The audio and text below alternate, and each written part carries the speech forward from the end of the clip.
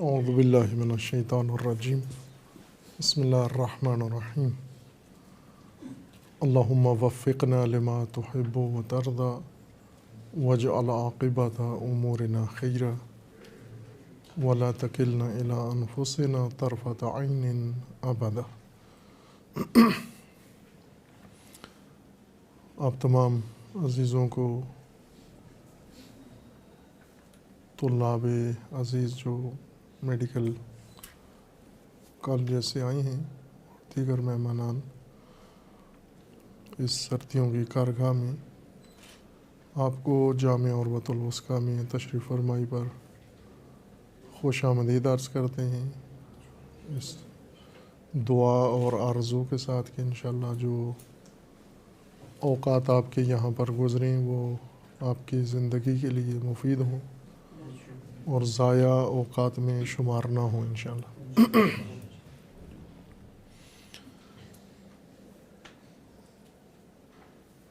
خداوند تبارک و تعالیٰ نے انسان کو ایک منفرد خلقت عطا کی ہے جس کا نام فطرت رکھا ہے۔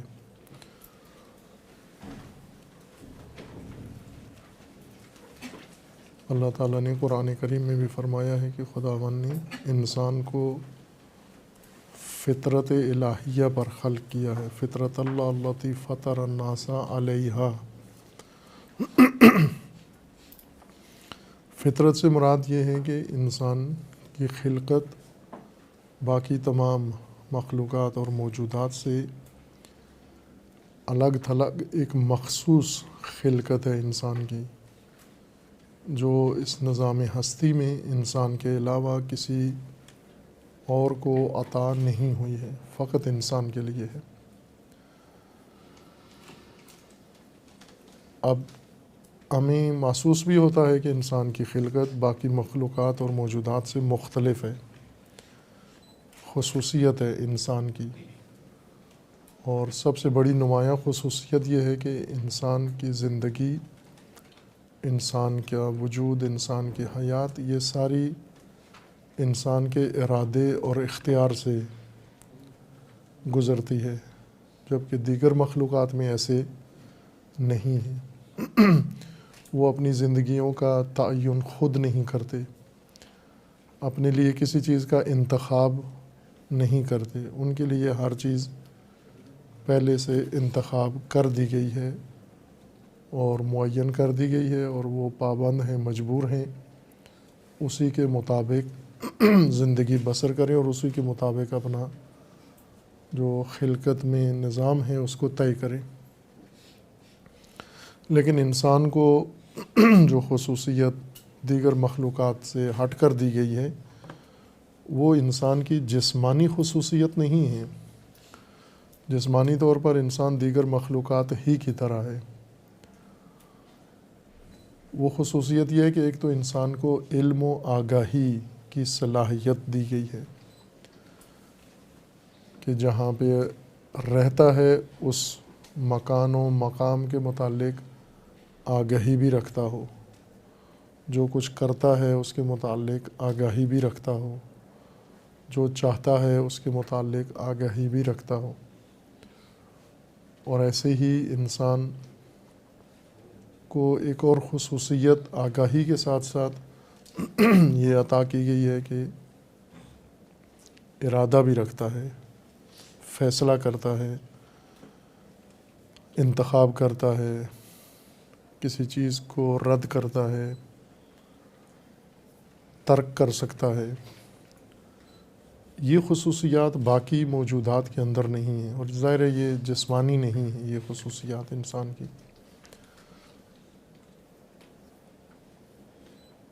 ایک اور خصوصیت اللہ تعالیٰ نے، یعنی اسی کی وضاحت میں، نہ الگ خصوصیت بلکہ اسی خصوصیت کا ایک پہلو یہ بنتا ہے کہ آگاہی، ارادہ، اختیار، علم، شعور، یہ سب کچھ خداوند تبارک و تعالیٰ نے انسان کو عطا کیا ہے۔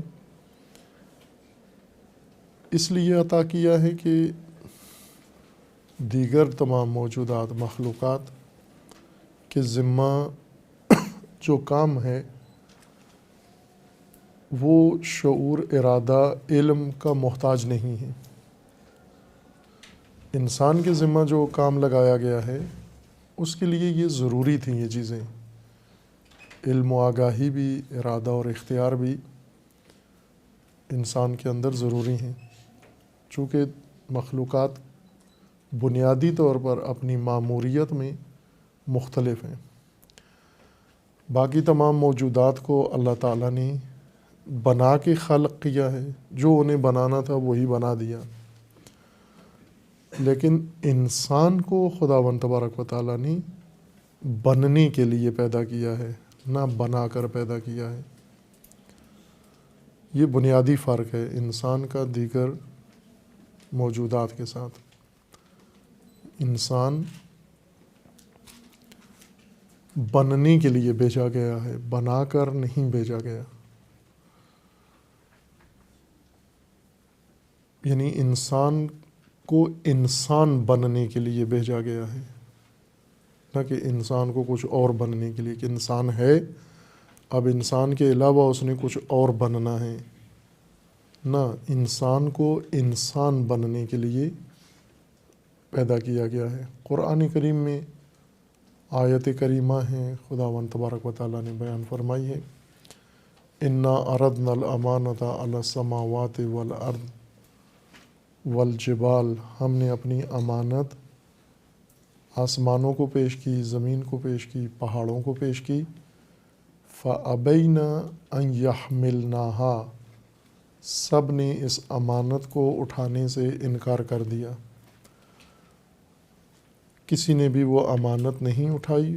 وحملها الانسان، انسان نے وہ امانت اٹھا لی، انہ کان ظلوما جہولا، اور انسان ظلوم و جہول ہے۔ خب یہ امانت جو کسی نے نہیں اٹھائی اور فقط انسان نے اٹھائی ہے، وہ یہی امانت ہے کہ باقی تمام مخلوقات کو اللہ تعالیٰ نے جو انہیں ہونا تھا وہی بنا دیا۔ کوئی بھی مخلوق اب اپنی ذات، اپنی حقیقت بنانے میں مصروف نہیں، مثلاً فرشتہ بننے میں مصروف نہیں ہیں، فرشتہ ہیں، بنا دیے گئے ہیں، بندگی میں مصروف ہیں، اطاعت میں مصروف ہیں، اپنی دیگر ذمہ داریاں بجا لا رہے ہیں۔ اسی طرح زمین کے اندر جتنی موجودات ہیں ان میں سے کوئی بھی اپنی حقیقت کسب کرنے اور اپنی حقیقت تک پہنچنے میں مصروف نہیں ہیں۔ جانور ہیں، حشرات ہیں، جمادات ہیں، نباتات ہیں، وہ سب جو ہیں وہی ہیں، صرف کوئی بڑھ رہا ہے، کوئی رشد کر رہا ہے، کوئی پنپ رہا ہے، کوئی موٹا ہو رہا ہے، اس کام میں مصروف ہیں، لیکن اپنی حقیقت، مثلاً کوئی شجر، درخت حاصل نہیں کر رہا، درختیت حاصل نہیں کر رہا، درخت ہی اس کو بنایا گیا ہے، صرف کھاد کے ذریعے سے موٹا ہو رہا ہے، بڑا ہو رہا ہے وہ درخت ہی۔ انسان تنہا ایسی مخلوق ہے جسے انسان بننے کے لیے پیدا کیا گیا ہے، انسان بنا کر پیدا نہیں کیا گیا۔ انسانی صلاحیت اس کی پیدا کی گئی ہے، انسانی قابلیت اس کے اندر رکھی گئی ہے، اور انسان بننے کی ایک فریم اس کو دی گئی ہے۔ اسے انسان نے خود مقام انسانیت تک پہنچانا ہے۔ اس صلاحیت کو ہم یوں سمجھیں کہ ہر انسان ایک بیج ہے، اس بیج کو انسانی بیج ہے، اس بیج کو انسان بنانا خود انسان کا اپنا کام ہے۔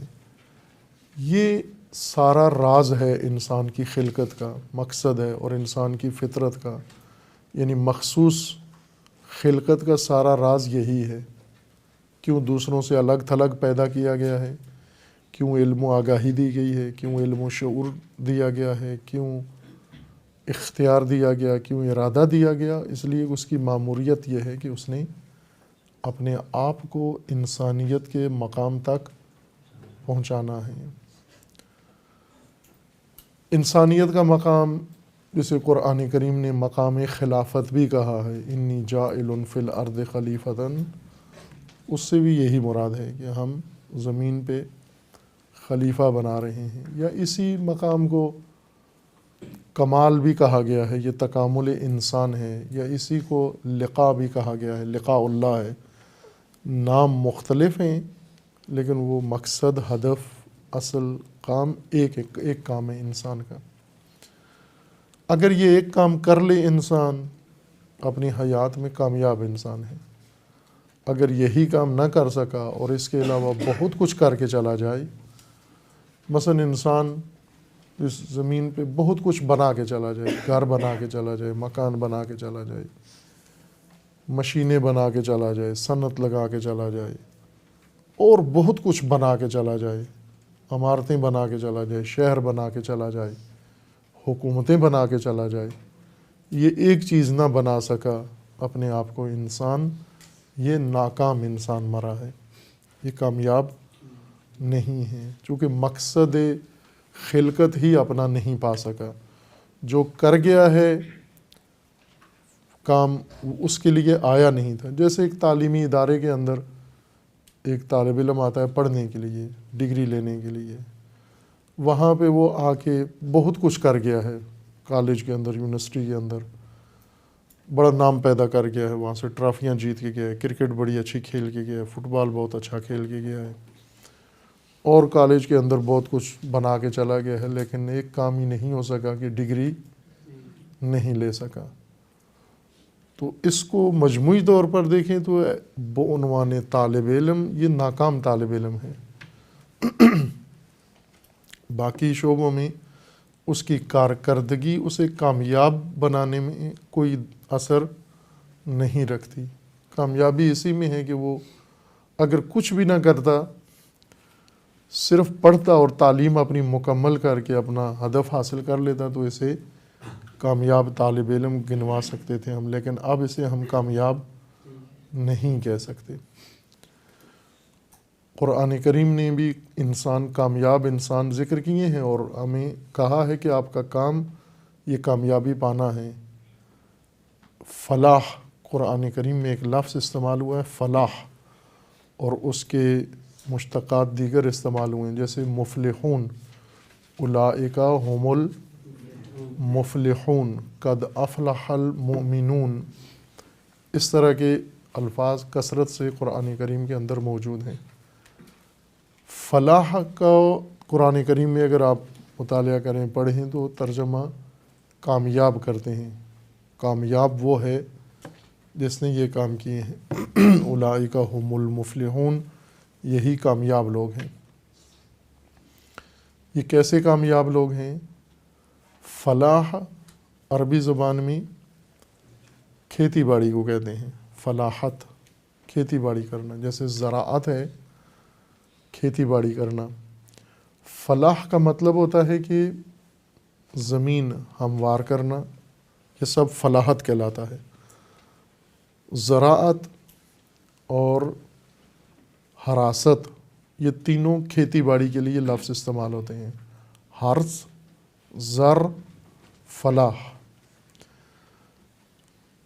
مختلف مراحل ہوتے ہیں، جیسے بیج کاشت کرنا، بیج کی حفاظت کرنا، فصل اگانا، فصل اگا کے کاٹنا، اس کے محصول کو محفوظ کرنا، مختلف نام ہیں اس کے۔ جو لوگ کھیتی باڑی کرتے ہیں ان کو پتہ ہے کہ ہر مرحلہ کا اپنا ایک خاص نام ہوتا ہے۔ مثلا کاشت، بیج بونے کو کہتے ہیں، داشت اس کی حفاظت کو کہتے ہیں، برداشت اس کی فصل کو کاٹ کے محصول لینے کو کہتے ہیں۔ یہ کھیتی باڑی کے مختلف مراحل ہیں اور ان کے نام ہیں۔ عربی زبان میں فلاحت کہا جاتا ہے کہ بیج، زمین ہموار کرنا، اس ہموار زمین میں بیج کاشت کرنا، اس بیج سے فصل اگانا، اس فصل کی حفاظت کرنا، اور اس فصل کو اپنے وقت میں کاٹنا، جب تیار ہو جائے، پک جائے، تیار فصل کو کاٹنا، اور اس کا محصول فصل کا اٹھا کر اپنے گھر تک پہنچا دینا۔ اگر یہ سارا کام آپ نے کر لیا ہے تو آپ ہیں فلاح، آپ ہیں مفلح، آپ وہ شخص ہیں جنہوں نے بیج سے محصول تیار کیا ہے۔ قرآن کریم نے مومنوں کے لیے یہی لفظ استعمال کیا کہ مومن کون ہیں؟ مومن وہ ہیں جو مفلح ہیں۔ کس طرح سے مفلح ہیں؟ یعنی مومن شروع کہاں سے کرتا ہے؟ مومن زمین ہموار کرتا ہے، اس کے اندر بیج کاشت کرتا ہے، اس بیج کو اگاتا ہے، اس اگے ہوئے بیج کی حفاظت کرتا ہے اور اس کو کمال تک پہنچاتا ہے، اور پھر آخری اس سارے عمل کا محصول حاصل کر کے مالک کے ہاں پہنچا دیتا ہے۔ اس کو کہتے ہیں مفلح انسان، یہ فلاحت ہے۔ اب انسان کون سا بیج کاشت کرتا ہے؟ اپنی ذات کا، اپنی شخصیت کا۔ یہ بیج انسان کو دیا گیا ہے کہ تو نے اس کو اگانا ہے، زمین اس کے لیے ہموار کرنی ہے، تو نے اس کی زمین، انسان کا وجود، انسان کا ماحول، انسانی معاشرہ، انسانی تعلقات، یہ سب زمین ہے۔ جسم زمین ہے، جسم انسان نہیں ہے۔ اس زمین میں بیج کاشت کرنا ہے اور اگانا ہے۔ خاندان زمین ہے، خاندان فصل نہیں ہے، زمین ہے۔ اس زمین میں یہ زمین بھی چاہیے، اور معاشرہ، سوسائٹی، یہ بھی زمین ہے۔ یہ ساری زمین ہموار کرو، اس میں آپ کی شخصیت، آپ کی ذات، آپ کی حقیقت، آپ کی انسانیت رشد کرے، پھوٹے، پروان چڑھے اور کمال تک پہنچے۔ جب کمال تک پہنچے اس دوران اس کی ضرورتیں بھی پوری کرو، اس کی خوراک غذا بھی پوری کرو، اس کو پانی کھاد بھی دو اور ساری ضرورتیں فراہم کرو، اور اس کو آفتوں سے بھی بچاؤ کیونکہ فصل جب اگ جاتی ہے تو اس کی آفات اس کو کھا جاتی ہیں۔ ان آفات سے بھی اسے بچاؤ، اور ان آفات سے بچا کر اسے تیار کر کے جب محصول تیار ہو جائے، تیار محصول کا نام جو حاصل ہوا ہے، محصول یعنی جو حاصل ہوا ہے، ہاتھ آیا ہے آخر میں تیار ہو کر، وہ ہے انسانیت، وہ ہے مقام خلافت، وہ ہے کمال، وہ ہے لقاء اللہ۔ وہ جا کے مالک کے حوالے کر دینی ہے کہ جو ہمارے ذمہ تھا بیج فصل، وہ ہم تیار کر کے لے آئے ہیں، آپ کی خدمت میں پیش کر رہے ہیں۔ اس کو کہا جائے گا اولئک هم المفلحون، یہ مفلح ہیں، یہ واقعاً انہوں نے فلاحت کی ہے، انہوں نے کاشت، ایک بیج سے اتنا عظیم ثمر و محصول حاصل کیا ہے، ایک معمولی بیج سے۔ یہ ہیں کامیاب لوگ۔ لیکن اگر یہ ہم جوہر نہ پال سکے، یہ فصل تیار نہ کر سکے، اس کے بجائے ہم اعمال کے پورے پورے بنڈل لے جائیں، نیکیوں کے بنڈل لے جائیں، کنٹینر بھر بھر کے نیکیوں کے لے جائیں ہم، لیکن یہ فصل تیار نہیں ہوئی، وہ سارے کنٹینر نیکیوں کے وہ شمار نہیں ہوں گے، وہ کسی کھاتے میں نہیں گنے جائیں گے۔ اس کے علاوہ ہم بہت کچھ کرتے رہیں، ویلفیئر کا کام کرتے رہیں، خدمت خلق کرتے رہیں، اور بھلائی کے کام بہت کرتے رہیں، نیکیوں کے کام کرتے رہیں، وہ سب کچھ طلب ہی نہیں کیا گیا تھا۔ جو چیز طلب کی گئی تھی، جو ذمہ داری لگائی گئی تھی، چونکہ اچھے کام کرنے کے لیے، بھلائی کے کام کرنے کے لیے عقل و شعور کی ضرورت نہیں ہے۔ مثلا آپ حیوانات کو دیکھیں، کتنے بھلائی کے کام کرتے ہیں، جانوروں سے، بیل تھوڑی خدمت کرتے ہیں خلق کی، گائے بھینس جتنی خدمت کرتی ہیں اتنا کوئی بشر خدمت نہیں کر سکتا۔ شہد کی مکھی جتنی خدمت کرتی ہے جتنا خالص ترین محصول بنا کے انسان کو دیتی ہے، ایسا انسان نہیں کر سکتا۔ اسی طرح دیگر حیوانات ہیں جو بوجھ اٹھاتے ہیں، جو انسان کو غذا خوراک پہنچاتے ہیں، یہ سب خدماتی ہیں نا، یہ سب سروسز میں مصروف ہیں، ہر ایک اپنی اپنی سروس دے رہا ہے، اور زیادہ تر انسان کو دے رہے ہیں، انسان ان سے لطف اندوز ہو رہا ہے۔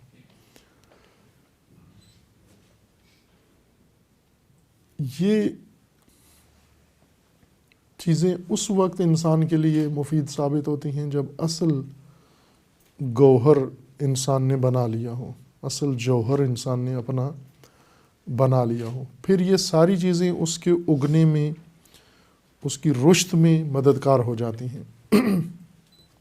اگر وہ ایک چیز چھوڑ دیں ہم، اور اس کے بجائے ہم بہت کچھ کرتے رہیں اس کے متبادل، وہ متبادل کوئی قیمت نہیں رکھتا اگر یہ گوہر جوہر ہم اپنا نہیں بنا سکے۔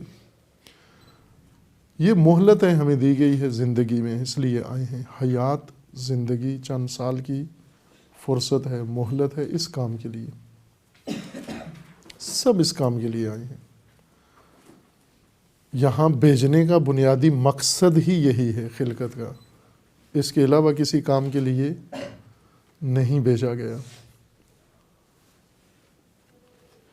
قرآن کریم کا فرمانا ہے کہ ہم نے جن و انس کو پیدا کیا ہے، وما خلقت الجن والانس الا لیعبدون۔ یعبدون عموماً معنی کرتے ہیں کہ ہم نے آپ کو پیدا کیا تاکہ عبادت کریں آپ۔ عبادتیں بھی جو ہم جانتے ہیں کہ یہ عبادتیں ہیں تو اس کے لیے پیدا کیا گیا ہے۔ اب یہاں ایک ذہن، چونکہ عقل ہے، انسان کو عقل سوچنے کے لیے دی گئی ہے، سوچنا جرم نہیں ہے، ہر چیز پہ سوچیں، غور کریں، سوال اٹھائیں۔ سوچ کا ایک نتیجہ سوال ہے، صحیح سوال، درست سوال اٹھے کہ یہ کیوں ہے، آخر یہ کوئی مقصد ہے خلقت کا کہ ہم نے اتنی کائنات بنائی، اس کے اندر انسان بنائی، یہ ساری بساط انسان کے لیے اتنا کچھ اہتمام کیا، یہ سب اس لیے تھا تاکہ انسان عبادت کرے۔ تو جب انسان کو پیدا کیا جا رہا تھا تو فرشتوں نے تو اسی وقت کہہ دیا تھا کہ ہم اس سے بہتر عبادت کرنے والے ہیں، یہ تو صحیح طرح کی عبادت بھی نہیں کرے اور کر بھی نہیں رہا۔ وہ آپ دیکھ بھی رہے ہیں کتنے عبادت گزار ہیں ابھی، بہت قلیل ہیں جو عبادت کر رہے ہیں۔ اصل اس آیے کریمہ کا مقصد یہ ہے کہ ہم نے جن و انس کو پیدا کیا ہے تاکہ بندگی کریں، عبودیت اختیار کریں۔ ایک اور طرح سے اس کو، مقصد خلقت کو ایک دوسرے پہلو سے بیان کیا گیا ہے کہ انسان عبد بنے، عبودیت اختیار کرے، اپنے مالک کی، اپنے رب کی، اپنے پروردگار کی عبودیت اختیار کرے۔ چونکہ انسان بھی عبد ہے، باقی مخلوقات بھی عبد ہیں، لیکن انسان کی عبودیت دوسروں کی عبودیت سے مختلف ہے۔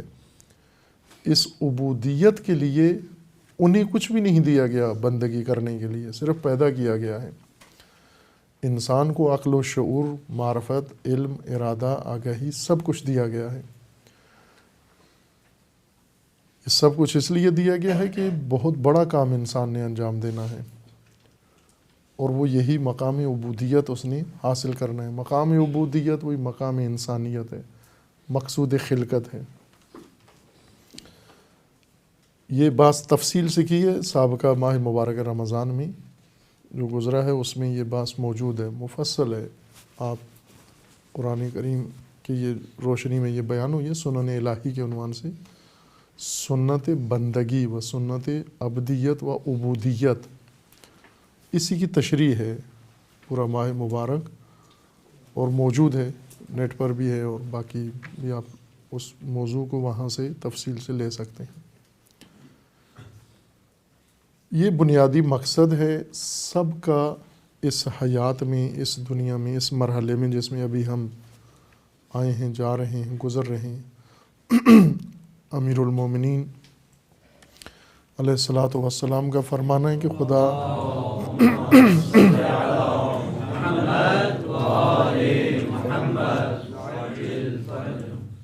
اللہ رحمت کرے اس انسان پر جو 3 سوالات کے جواب جانتا ہے۔ رحم اللہ امرأن علم من این الی این وفی این، الف کے ساتھ این، الف یہ نون۔ خدا رحمت کرے اس انسان کو جو یہ جانتا ہے کہ کہاں سے آیا ہے، کس مقصد کے لیے آیا ہے، اور اس وقت کہاں ہے۔ اس پر خدا رحمت کرے۔ یہ 3 سوال جو جانتا ہے اور ان کا جواب، یہ دانا انسان ہے، جسے پتہ ہو کہاں سے آیا ہے، کیوں آیا ہے، کس مقصد کے لیے آیا ہے، اور اس سفر میں، اس مقصد میں، منزل میں، راہ میں سے اب کہاں کھڑا ہے۔ آیا وہیں پہ کھڑا ہے جہاں اس کو ہونا چاہیے تھا۔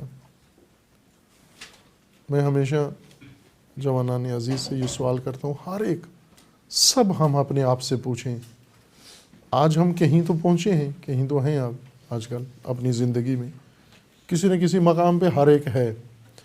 سوال یہ پوچھیں کہ آیا جہاں ہم ہیں یہیں کے لیے پیدا ہوئے تھے، اس لیے پیدا ہوئے تھے جہاں ہیں آج۔ یہ 3 سوال سارا علم ہے، معرفت ہے۔ اب انسان اگر پڑھ کے علامہ ہو جائے، ڈاکٹر بن جائے، اسکالر بن جائے، وہ عالم نہیں سمجھا جائے گا جب تک یہ 3 سوال کے جواب نہیں جانتا۔ کہاں سے آیا ہے، کس مقصد کے لیے آیا ہے، اور اس وقت کہاں کھڑا ہے اس مقصد میں۔ خوب ہم یہی ایک سوال اپنے لیے اٹھائیں کہ ہم جہاں پر ہیں اسی کے لیے آئے تھے، اسی کے لیے پیدا کیے گئے ہیں۔ اگر اسی کے لیے ہیں تو ٹھیک ہے، ٹھیک جا رہے ہیں ہم، جاری رکھیں۔ لیکن اگر ایسے نہیں ہیں، آئے کہیں سے ہیں، جا کہیں رہے ہیں، لیکن اس وقت ہم اس راہ پر نہیں ہیں جہاں جانا ہے، اس کا مطلب ہے بہک گئے ہیں، بیچ میں سے گم کر بیٹھے ہیں راستے کو۔ گمراہ اسی کو کہتے ہیں، گمراہ، راہ جو کھو بیٹھا ہو، راستہ کھو بیٹھا ہو، منزل کھو بیٹھا ہو، مقصد بھول گیا ہو۔ اور چونکہ انسان آگاہی رکھتا ہے، خطرات میں بھی ہے۔ دیگر مخلوقات ارادہ نہیں رکھتے، علم نہیں رکھتے، شعور نہیں رکھتے، آسودہ بھی ہیں، بہت آرام میں بھی ہیں، بہت چین سے ہیں۔ یہ لاہور میں آپ نے یہ ٹریفک میں دیکھا ہوگا، رکشوں کے پیچھے، ٹرکوں کے پیچھے بعض اوقات بہت مفید جملے لکھے ہوتے ہیں۔ ٹریفک لٹریچر اس کو کہتے ہیں۔ یہ وہ طبقہ ڈرائیور اور کنڈکٹر، کلینر وغیرہ، وہ اپنے ذوق کے ساتھ عموماً لکھتے ہیں باتیں، اور بعض بڑی اچھی بعض ایسی اوٹ پٹانگ لکھتے ہیں، بعض بڑی اچھی باتیں لکھ جاتے ہیں۔ ان میں سے ایک اچھی بات جو عموماً لاہور میں دیکھی ہوگی کسی جگہ آپ کو لکھے ہوئے، وہ پنجابی میں لکھتے ہیں لاہور میں، اور بھی دیکھا ہوگا آپ نے، چونکہ ٹریفک ایسی کتاب ہے، ٹرک جو سارے ملک میں گھومتا ہے۔ پنجاب کا ٹرک گلگت چلا جاتا ہے، گلگت کا ٹرک پنجاب آ جاتا ہے، تو سارے وہ ادبیات پڑھ لیتے ہیں اس کو۔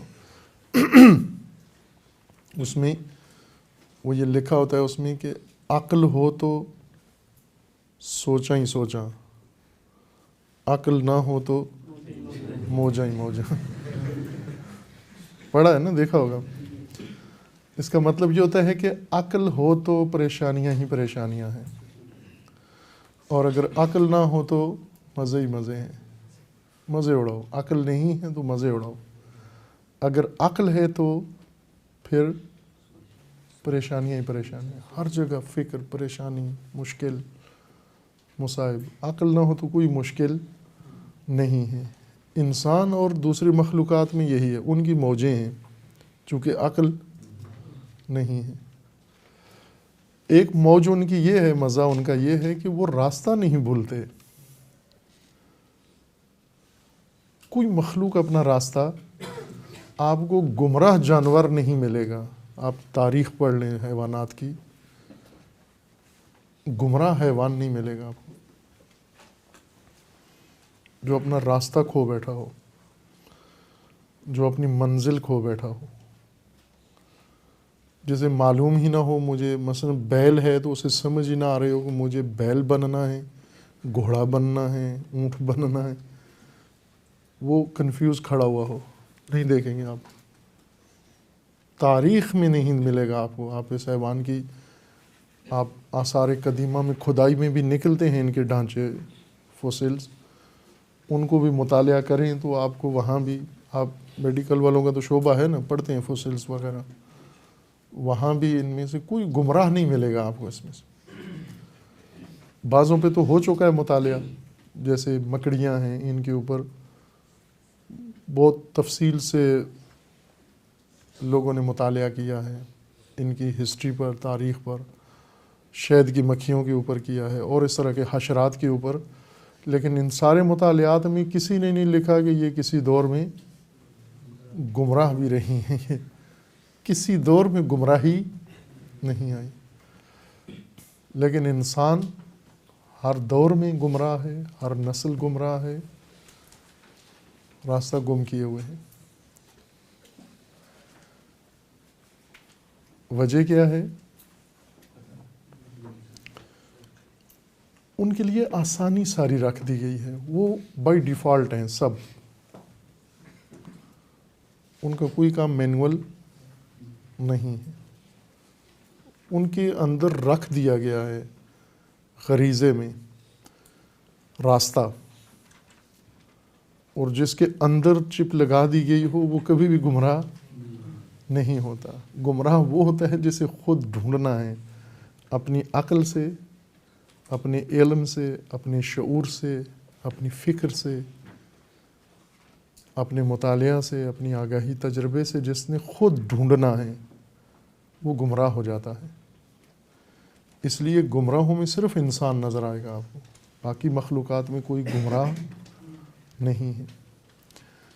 گمراہی کا ایک بڑا شعبہ ہے فراموشی, بھول جانا, غفلت. قرآن کریم نے اس کے لیے لفظ استعمال کیا ہے الہا, لہو, لام ہے, دو آنکھوں والی واو, لہو. لعب اور لہو.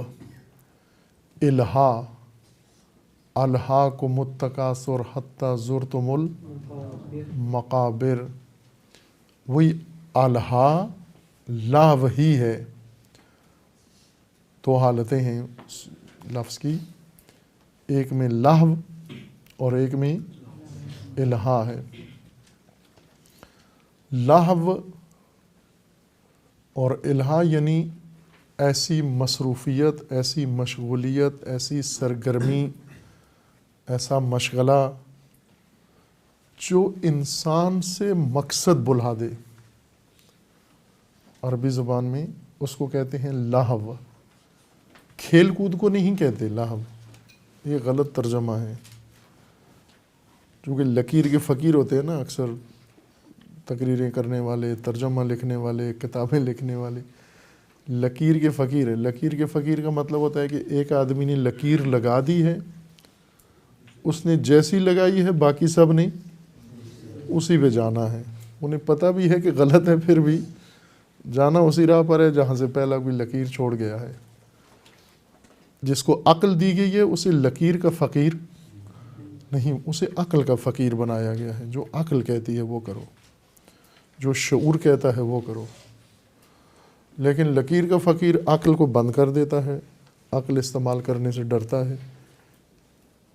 ابھی ہمارے دلوں میں جو خوف بٹھایا گیا ہے وہ کیا ہے کہ سوچو گے تو گمراہ ہو جاؤ گے، عقل سے کام لو گے تو گمراہ ہو جاؤ گے۔ آج تک جس نے عقل سے کام لیا ہے وہ گمراہ، جس نے عقل استعمال نہیں کی وہ ہدایت پا گیا ہے۔ یہی ہمیں بتایا گیا نا، یہ بالکل الٹ ہے، قرآن کے بالکل الٹ بتایا گیا ہمیں۔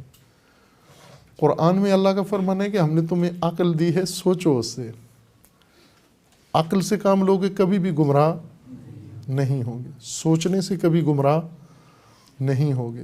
اگر سوچے بغیر لکیر کے فقیر بن گئے پھر گمراہ ہو جاؤ گے تم۔ سوچو، آپ غور کرو، فکر کرو، سوال اٹھاؤ اپنے بارے میں، اپنے ماحول کے بارے میں، اس نظام ہستی کے بارے میں، جہاں سے آئے ہو اس مبدا کے بارے میں، اس منزل کے بارے میں جہاں تمہیں جانا ہے۔ ایک پر رمز و راز کائنات میں آپ کو بھیجا گیا ہے، خلق کر کے وہاں چھوڑ دیا گیا ہے، اور وہاں عقل دی گئی ہے، شعور دیا گیا ہے، روشنی دی گئی ہے۔ یہ سب دیکھو اور پوچھو کہ یہ کیا معمہ ہے، اور جو سوچو گے تو آپ کو راستہ بھی ملتا جائے گا۔ بعض چیزیں ہوتی ہیں نا کہ وہ خود رہنما بن جاتی ہیں۔ یہ حقائق خدا نے اس طرح سے رکھے ہیں کہ یہ خود انسان کے رہنما بن جاتے ہیں، پیشوا بن جاتے ہیں۔ اگر نہ بھی ہو کوئی بتانے والا اور انسان عقل رکھتا ہو، مثلا کسی جگہ آپ راستہ ڈھونڈ رہے ہیں، یہاں فرض کریں آپ نے جامعہ میں آنا ہے اور لاہور پہنچ آئے ہیں لیکن معلوم نہیں کہ کہاں ہے۔ ایک پنجابیوں کا ایک محاورہ ہے کہ منہ میں زبان، کسی کو یاد ہے نہیں ہے، منہ، ان کی ترجمہ ہے یہ اردو میں اس کا، منہ میں زبان ملک میدان، یعنی جس کے منہ میں زبان ہے وہ کبھی بھی گم نہیں ہوتا، وہ ملک میدان اس کے لیے کھلا ہے، چونکہ پوچھتا ہے وہ۔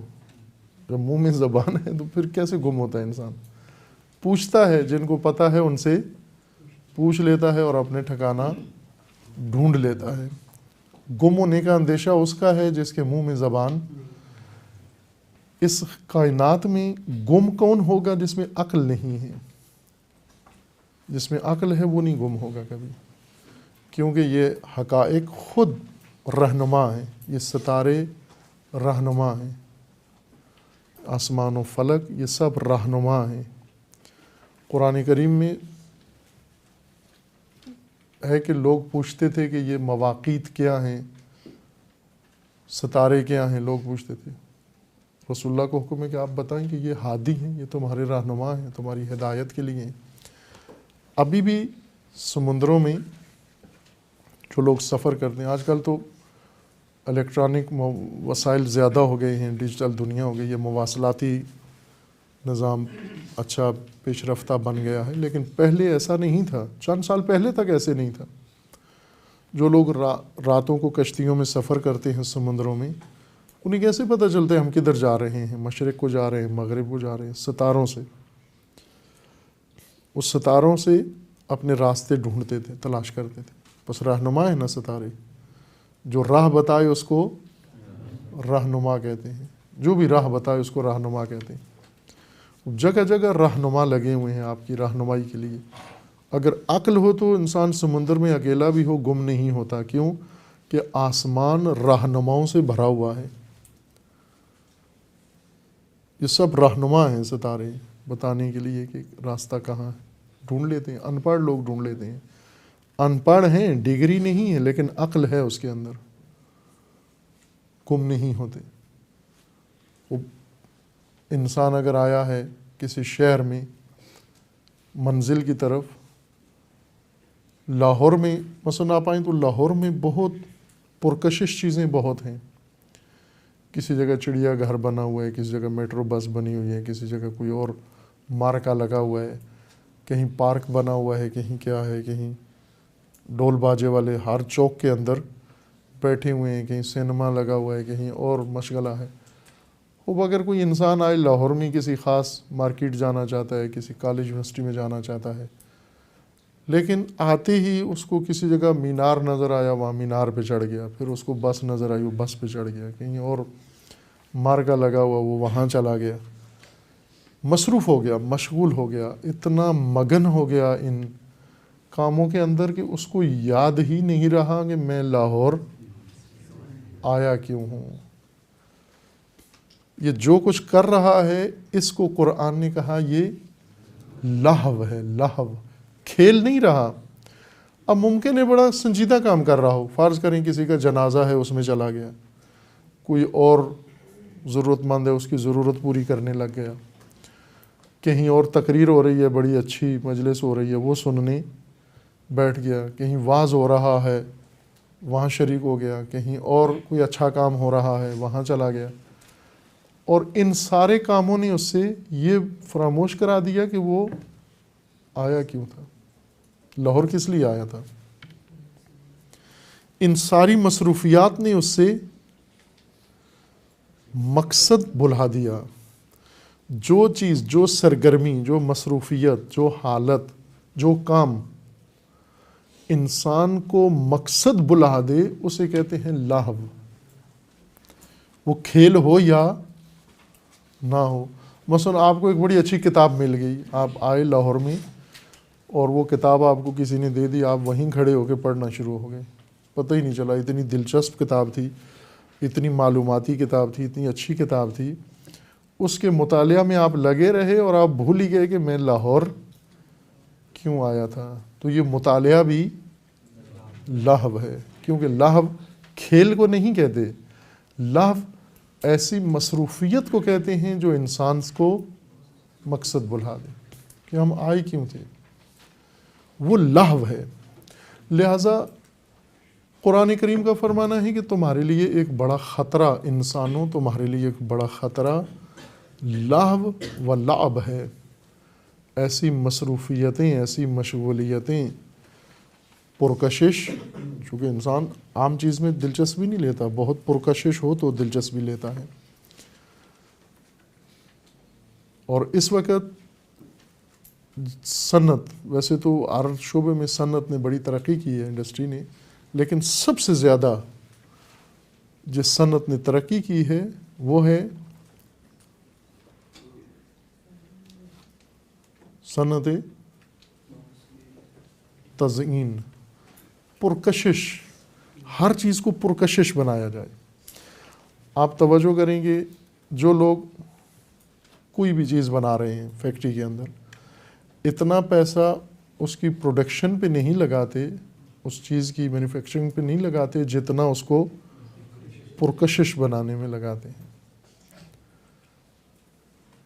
زیادہ خرچہ اس پہ کرتے ہیں کیونکہ لوگ ضرورت سمجھ کر نہیں خریدتے، کشش میں جذب ہو کر خریدتے ہیں۔ عورتیں اسی لیے عورتوں کے لیے جو سامان بھی ہوتا ہے اس کو پرکشش بناتے ہیں، دکان بناتے ہیں، اندر دکان میں جہاں سامان رکھا ہوتا ہے سٹور، اس پہ کوئی پیسہ خرچ نہیں کرتے، جہاں اصل میٹیریل پڑا ہوا ہے لاکھوں کروڑوں روپے کا، لیکن وہ سامنے کا شیشہ جو عورتوں کو دکھانے کے لیے ہے وہ بہت خوبصورت سجاتے ہیں، چونکہ عورت کو کسی چیز کا میٹیریل نہیں جذب کرتا بلکہ اس کی زینت جذب کرتی ہے۔ کشش، پرکشش، اور انسانوں کا زیادہ تر وقت پرکشش بننے میں گزرتا ہے۔ کتنی صنعتیں صرف اس وجہ سے وجود میں آئی ہیں چونکہ انسان پرکشش بننا چاہتا ہے۔ فیشن شو، فیشن پرکشش بنانے کے لیے، درزی پرکشش بنانے کے لیے، نائی، حجام، انہوں نے بال کاٹنا چھوڑ دیے ہیں اور لوگوں کو پرکشش بنانے میں لگے ہوئے، فیکٹریاں، انڈسٹری، سب کہ انسان کو پرکشش بنائیں۔ خوب کیوں؟ یہ کمزوری ہے انسان کی۔ انسان کی بہت بڑی کمزوری یہ ہے کہ اس کے اندر کشش میں، کسی چیز کی کشش میں گرفتار ہونا اس کی کمزوری ہے۔ مثلا آپ کوئی چیز پھینکتے ہیں، چھوڑتے ہیں فضا میں، وہ کدھر جاتی ہے؟ نیوٹن سے پہلے بھی نیچے ہی آتی تھی۔ کوئی چیز فضا میں چھوڑیں تو کہاں آتی ہے؟ نیچے ہی آتی ہے۔ پہلے نیوٹن سے پہلے جو لوگ تھے وہ اس بات میں سائنسدان، وہ بھی سائنٹسٹ تھے نیوٹن کی طرح، لیکن وہ یہ سمجھتے تھے کہ یہ جو نیچے ہر شے نیچے آتی ہے، اوپر نہیں جاتی یا دائیں بائیں نہیں جاتی، اوپر سے کوئی دھکیلتا ہے اس کو. وہ اس کے قائل تھے کہ اوپر سے کوئی اس کو نیچے پھینکتا ہے.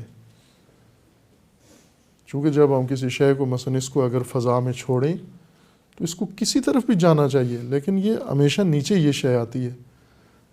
وہ اس بات کے قائل تھے کہ کوئی دھکیلتا ہے اوپر سے، پریشر ہے، اس کو پش کرتا ہے، نیچے آتی ہے شے اوپر سے نیچے کی طرف.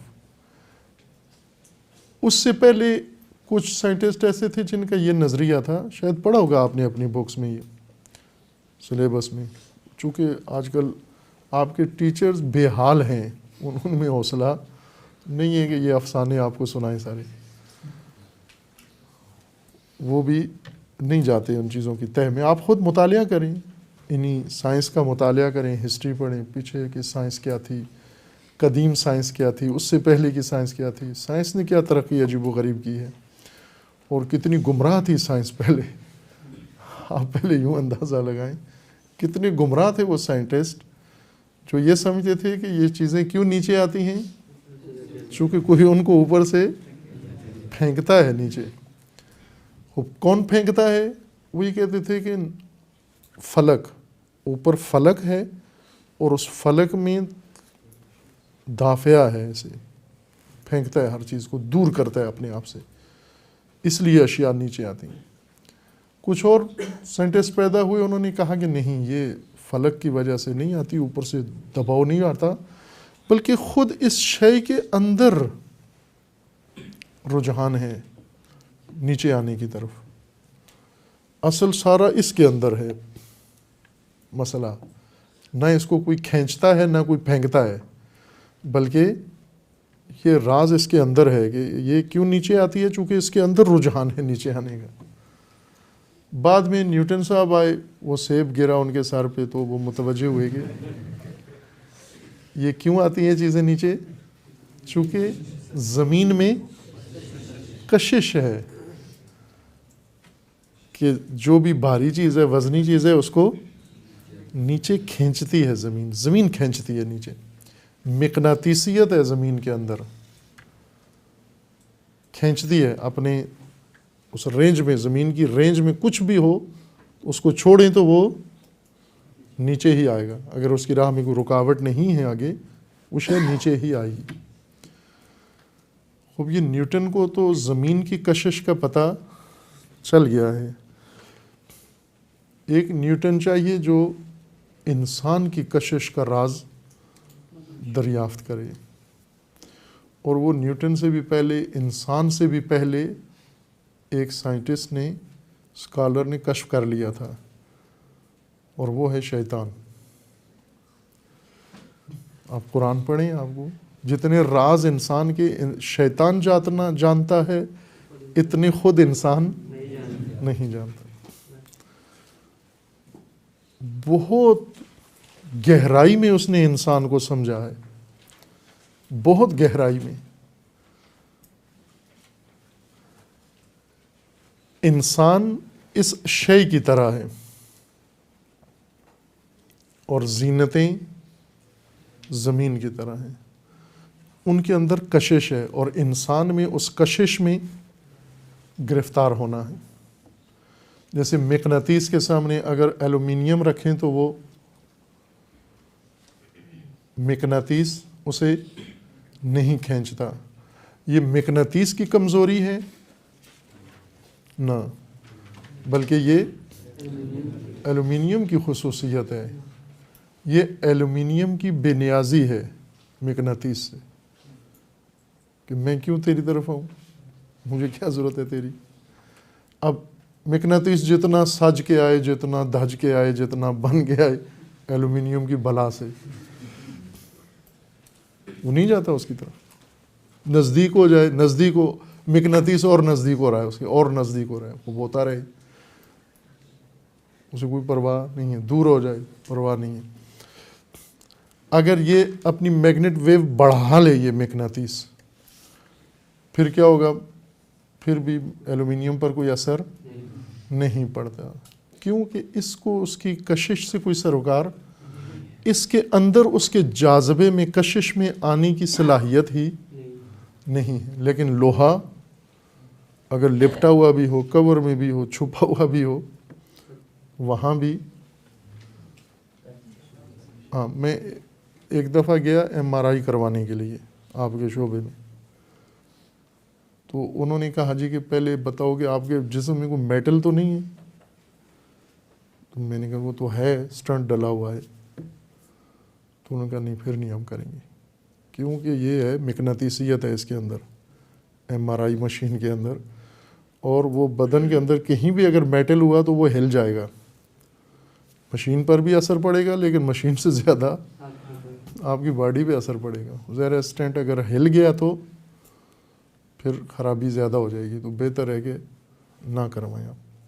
وہ آپ دیکھیں کہ وہ میٹل کہاں پڑا ہوا ہے، اندر جسم کے اندر، وہ معمولی سا سوئی جتنا چھوٹا سا، لیکن مقناطیسیت کی زد میں وہاں بھی آ جاتا ہے، وہاں بھی مچل جاتا ہے۔ اگر اسے پتہ چلے، اگر پرکشش چیز سامنے آئے تو وہ وہاں بھی مچل جاتا ہے کہ مجھے اسی کی طرف جانا ہے، اپنی جگہ چھوڑ دیتا ہے۔ یہ در حقیقت لوہے کی کمزوری ہے، مقناطیس کے جاذبے میں آ جاتا ہے۔ انسان کی یہ کمزوری ہے۔ شیطان نے اور خداوند تبارک و تعالیٰ سے یہ کہا کہ میں جس کی وجہ سے مجھے گرایا جا رہا ہے، اپنا مقام مجھ سے لیا جا رہا ہے، میں اب اس سے انتقام لوں گا۔ انتقام لینے کا طریقہ میرا کیا ہوگا کہ میں اس کے لیے ہر چیز کو زینت بناؤں گا، مزین کروں گا۔ لا ازینن لہم سیئات، میں اس کے لیے ہر چیز، ہر غلط چیز، ہر گمراہ کن چیز کو خوبصورت بنا کے، مزین کر کے، سنوار کے، ڈیکوریٹ کر کے اس کے سامنے پیش رکھوں گا۔ کیوں؟ کیونکہ اس کے اندر زینت میں کشش ہے، زینت اس کو کھینچتی ہے، اس کے اندر ہے غریزہ۔ یہ ایلومینیم کی طرح نہیں ہے، بے نیاز نہیں ہے، کشش اس کو کہیں بھی ہو یہ کھینچ لیتی ہے۔ لہٰذا میں اس کے لیے پرکشش بناؤں گا۔ کیا پرکشش بناؤں گا؟ ہر وہ چیز پرکشش بناؤں گا جو اس کو راستے سے ہٹا دے، ہر اس چیز کو پرکشش بناؤں گا۔ سیئات کو پرکشش بناؤں گا۔ سیئات وہ اعمال جہاں انسان پھسل جاتا ہے، ہٹ جاتا ہے راستے سے، پرکشش بناتا ہے۔ خوب اب آپ دیکھیں اپنے ملک کے اندر بھی آپ کہ لوگ جب گھر میں ہوتے ہیں انہیں بالکل خیال نہیں ہوتا کہ پرکشش بنے۔ مثلا عورتیں شوہروں کے لیے پرکشش نہیں بنتی، منہ بھی نہیں دھوتی شوہر کی خاطر۔ کبھی بھی آپ نے نہیں دیکھا ہوگا کہ ایک خاتون فقط اپنے شوہر کے لیے زینت کی ہو، اس نے بن ٹھن کے اور اچھے کپڑے پہن کے بناؤ سنگار کر کے شوہر کے لیے بیٹھی۔ جب بھی بناؤ سنگار کرتی ہے تو کس کے لیے کرتی ہے؟ گھر سے باہر جانے کے لیے۔ اور جو ہی گھر پہنچتی ہے پہلا کام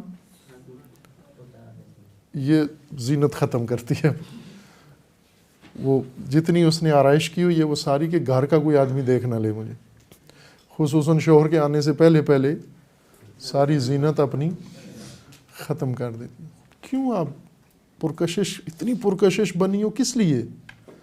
چونکہ اسے پتہ ہے کہ باہر سیب ہے۔ وہ نیوٹن کی تھیوری کہ باہر سیب ہے، وہ گرتا ہے۔ کہاں گرتا ہے؟ جس میں کشش ہو۔ جبکہ اس کو تو گھر باہر جائے معمول کے مطابق، جب گھر آئے تو فوراً آ کے شوہر کے لیے، میاں بیوی کا رشتہ ہی ایسا ہے کہ وہ دونوں ایک دوسرے کے لیے زینت کریں، ایک دوسرے کے لیے پرکشش ہوں۔ لیکن وہ ایک دوسرے کے لیے پرکشش نہیں بنتے. مرد بھی اس نے بہترین سوٹ اس وقت پہننا ہوتا ہے جب گھر سے باہر جاتا ہے, کبھی بیوی کے لیے نہیں پہنا اس نے.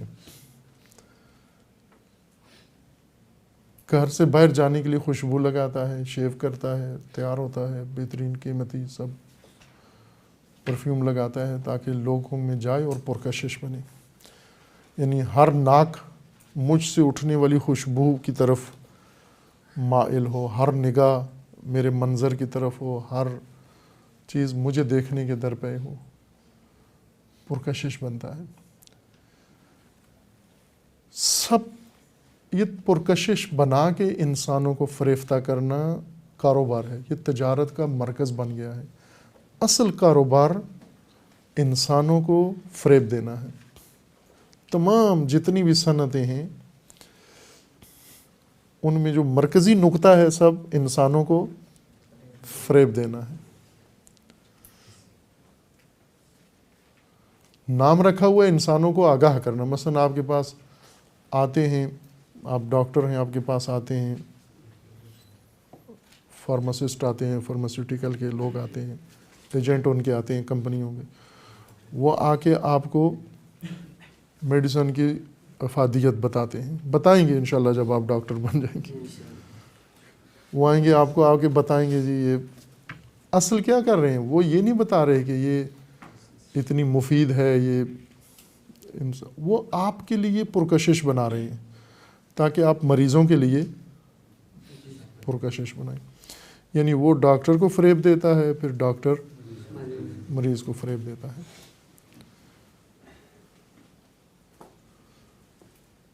کاروبار ہے کہ میں اس کو فریب دوں, یہ کسی اور کو فریب, اور جو فریب میں آ رہا ہے اسے پتہ بھی ہے کہ یہ فریب ہے,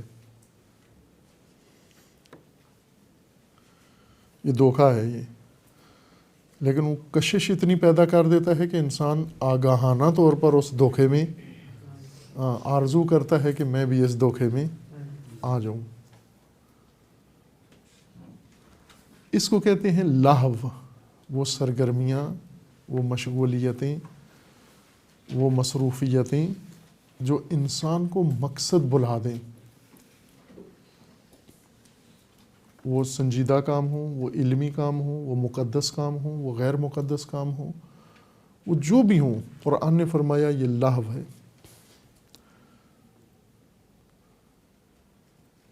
یہ فلاح کا راستہ نہیں ہے. لہو اور فلاح ایک دوسرے کے بالمقابل ہیں. لہو یعنی مقصد چھوڑ کر کہیں سرگرم ہو جانا کشش کی وجہ سے, اور فلاح بیج کاشت کر کے اس کو کمال تک پہنچا کے محصول تیار کرنا. جس نے بیج کاشت کر کے فصل تیار کرنی ہے وہ اگر کسی اور چیز کے جاذبے میں آ جائے, کشش میں آ جائے, تو پھر تو اس کی فصل تیار نہیں ہوگی, وہ تو کہیں اور مگن رہے گا, تو کسی اور کام میں لگ جائے گا.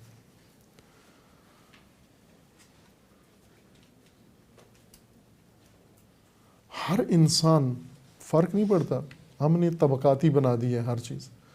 کچھ لوگ یہ کریں, کچھ لوگ یہ کریں, کچھ لوگ یہ کریں. مہارتیں طبقاتی ہو سکتی ہیں, مقاصد طبقاتی نہیں ہوتے.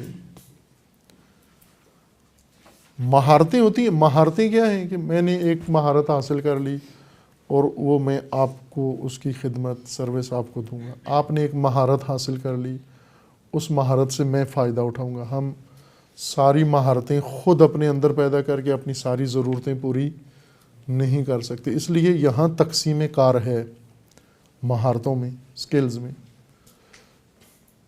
لیکن مقاصد ان میں تقسیم نہیں, طبقاتیت نہیں ہے. عورت ہے, مرد ہے, جو بھی ہے. یہ ماہ مبارک رمضان میں ہی میں نے یہ مثال دی تھی, کئی دفعہ دی ہے. مثلا خواتین ہیں, وہ ماہ مبارک رمضان ہے, لیکن ایک عورت, گھریلو عورت, اس کا ماہ رمضان کیسے گزرتا ہے, کہاں گزرتا ہے؟ کچن میں. سارا رمضان کچن میں گزرتا ہے. وہ سحری تیار کرنے کے لیے سحری سے بہت پہلے اٹھ جاتی ہے, 2-2.5 گھنٹے پہلے اٹھ کے سب کے لیے سحری پکاتی ہے کچن میں، گوندنا، پکانا، دھونا، سنبھالنا، پھر وہ سحری کے برتن دھو کے سنبھال کے سارا کرتی ہے، تو پھر دوپہر ہو جاتی ہے، دوپہر سے پھر وہ افطار کی تیاریاں شروع کر دیتی ہے، کاٹنا، خریدنا، لینا، پکانا، سارا رات ہو جاتی ہے۔ ادھر سے قرآن کریم کا فرمانا ہے کہ ماہ رمضان ماہ تربیت انسان ہے، ماہ نزول قرآن ہے، شہر اللہ ہے، سب انسانوں کے لیے، عورت مرد سب کے لیے ہے، لیکن ہم نے تقسیم کار کر دیا ہے کہ مرد مخدوم بن گیا ہے اور عورت ہے خادم۔ مرد جو ہے اس کو اتنی افطار میں چیزیں چاہیے سحری میں، اور عورت کو یہ ساری، اگر یہ عورت سارے رمضان کچن میں ہی گزار دے اور مسجد میں نہ جائے، اپنی ذات کی طرف توجہ نہ کرے، لیلۃ القدر ہے، یہ ماہ رمضان ہے، میں نے بھی کہیں پہنچنا ہے، میں نے بھی اپنی روح کو کسی مقام تک پہنچانا ہے، اور صرف کچن کی خدمات، اس کی سحری افطاری کی تیاری، کوکنگ میں لگی رہے، یہ کوکنگ ہو جائے گی لہو، یہ سارا ماہ رمضان لہو میں رہی ہے۔ اس کو پوچھو کیوں قرآن پڑھا ہے؟ نہیں، کہاں فرصت کا ہے میرے پاس قرآن پڑھنے کی؟ کوئی سفر کیا ہے، کوئی تکامل کیا ہے ماہ رمضان، میرے پاس موقع کہاں ہے؟ واقعا نہیں ہے۔ اس کوکنگ نے اس سے مقصد چھڑا دیا ہے، اور جو چیز مقصد چھڑائے وہ لہو ہے۔ اپنے تئیں بہت خوش ہے کہ میں اتنے لوگوں کو روزہ رکھا رہی ہوں، اتنے لوگوں کو افطار کرا رہی ہوں، اس کو بڑا نیکی کا ثواب، لیکن اسے خبر نہیں ہے کہ لہو میں ہو۔ ماہ رمضان میں اس لیے ایک ٹائم کھانے کا کم کر دیا گیا ہے تاکہ کوکنگ سے تجھے بھی فرصت ملے، تھوڑا سا ٹائم کچن سے نکال کے اپنی طرف بھی دھو دو، اسے بھی لہو میں تب گزار دیتے ہیں۔ بھلے مہارتیں، ضرورتیں پوری کرنے کے لیے طبقاتی ہونی چاہیے، یعنی ایک طبقہ ایک کام کرے، ایک طبقہ ڈاکٹر بن جائے، ایک طبقہ انجینئر بن جائے، ایک طبقہ ڈرائیور بن جائے، ایک طبقہ فلاں بن جائے، ایک طبقہ ٹیچر بن جائے، یہ مہارتیں ہیں ساری۔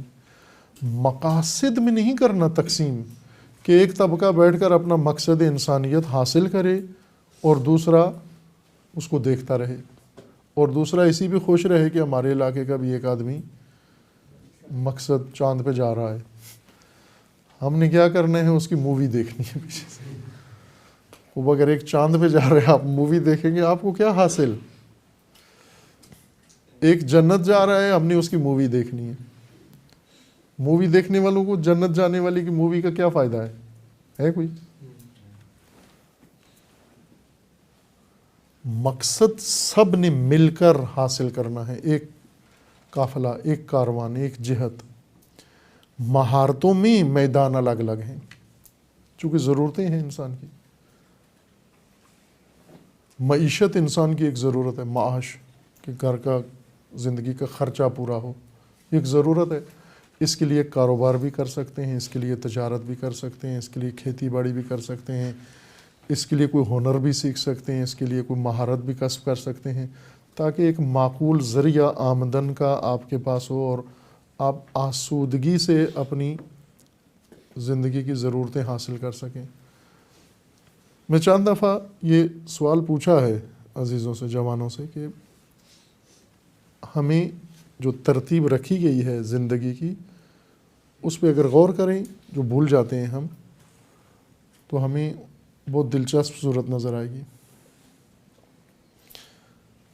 ہماری جتنی دوڑ ہے سب کی، کوئی دین کے نام پر، کوئی دنیا کے نام پر، کوئی علم کے نام پر، کوئی خدمات کے نام پر، لیکن اصل دوڑ سب کی کس کے لیے ہے؟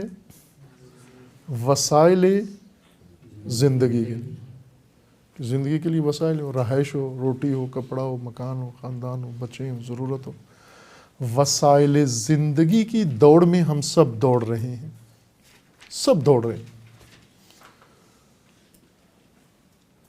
اور لازمی ہے، وسائل زندگی کے بغیر زندگی بسر نہیں ہوتی، یہ بھی اپنی جگہ طے ہے بھائی بات، چونکہ انسان ہے اور انسان کو ضروریات ہیں، وسائل چاہیے، ان وسائل کے بغیر ضرورتیں پوری نہیں ہوتی. انسان کو کھانا چاہیے، انسان کو رہائش چاہیے، انسان کو سفر چاہیے، انسان کو اور متعدد ضرورتیں ہیں پوری ہونی چاہیے.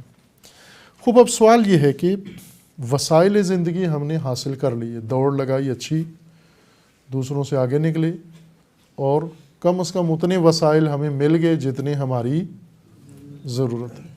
خیلی خوب، وسیلے آ گئے، زندگی کے وسیلے آ گئے. جب زندگی کا وسیلہ ذریعہ حاصل ہو گیا ہے، اب کس کی باری ہے؟ اب زندگی کی. وسیلہ تو مل گیا نا. وسیلہ کس کے لیے تھا؟ زندگی کے لیے تھا. میں دوڑ رہا تھا وسیلے کے پیچھے، وہ مل گیا. وسیلہ اب میرے ہاتھ میں ہے، اختیار میں ہے. اس وسیلے کو استعمال کر کے کیا بنانا ہے؟ زندگی. خوب، زندگی میں نے اب وسیلے کی مدد سے آسان کر لی، ضرورت زندگی کی پوری ہو گئی. اب جب زندگی کی ضرورت پوری ہو گئی ہے، اب کس کی باری ہے؟ اب مقصد زندگی کی. آگے جانا ہے نا ہم نے. وسیلہ زندگی، زندگی اور مقصد زندگی. زندگی بغیر وسائل کے نہیں گزرتی، رک جاتی ہے، تھم جاتی ہے، مشکل میں پڑ جاتی ہے، الجھن میں پڑ جاتی ہے. بس وسائل لازم ہیں. جب وسائل ہمارے پاس آ جائیں، اب ان وسائل سے ہم نے زندگی کو سہارا دے دیا. یہ زندگی جو اب آ گئی، اپنے پہیوں پر چل پڑی ہے، یہ اب کدھر جائے؟ یہ آگے جائے،